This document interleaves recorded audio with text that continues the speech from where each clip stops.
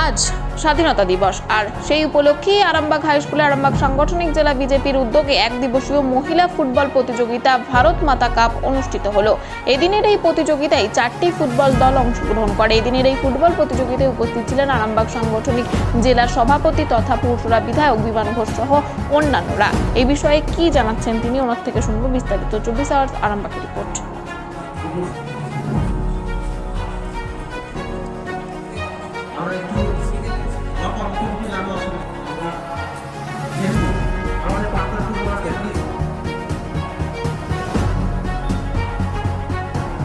আমাদের বীর ফুটবলার আমাদের সঙ্গে রয়েছেন। আমি ওনাদের যারা রয়েছেন সেই শহীদদের শ্রদ্ধা জ্ঞাপন আমরা যেমন করব, সঙ্গে সঙ্গে স্বাধীনতা দিবসের এই শুভ সন্ধিবনে ভারতবর্ষে আমরা সকলে গাইব। খুশি হচ্ছেন সম্মানীয় বিধায়ক পুরসুরা বিধানসভার বিমান ঘোষ মহাশয়, পরিচিত হচ্ছেন সম্মানীয় ভারত কার্তিকার মহাশয়, বিশিষ্ট সংগঠনের অন্যান্য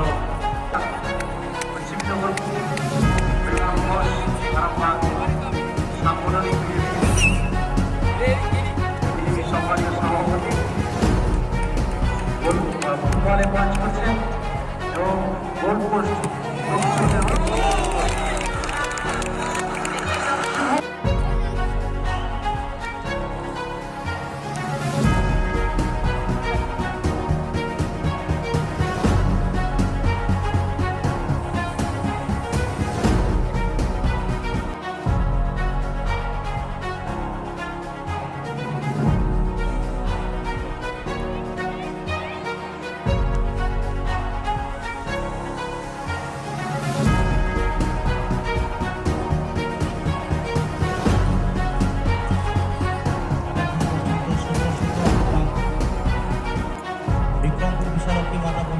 সেন্টার এখন পর্যন্ত শূন্য।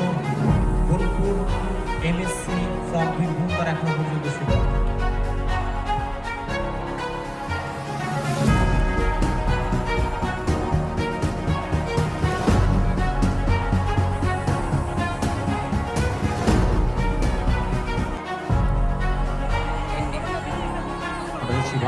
সংঘবদ্ধ আক্রমণ, অনম্র জার্সি পরিহিত ফুটবলার বাম দিক থেকে আক্রমণে বোলপুর এমএসসি বোলপুর তারা কিন্তু আক্রমণে যথেষ্ট ঝাঁঝালো আক্রমণে লক্ষ্য করছিলাম।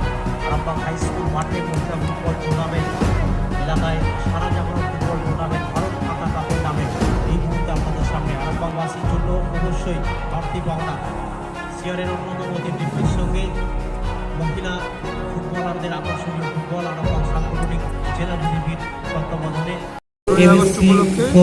আরামবাগ সাংগঠনিক জেলা বিজেপি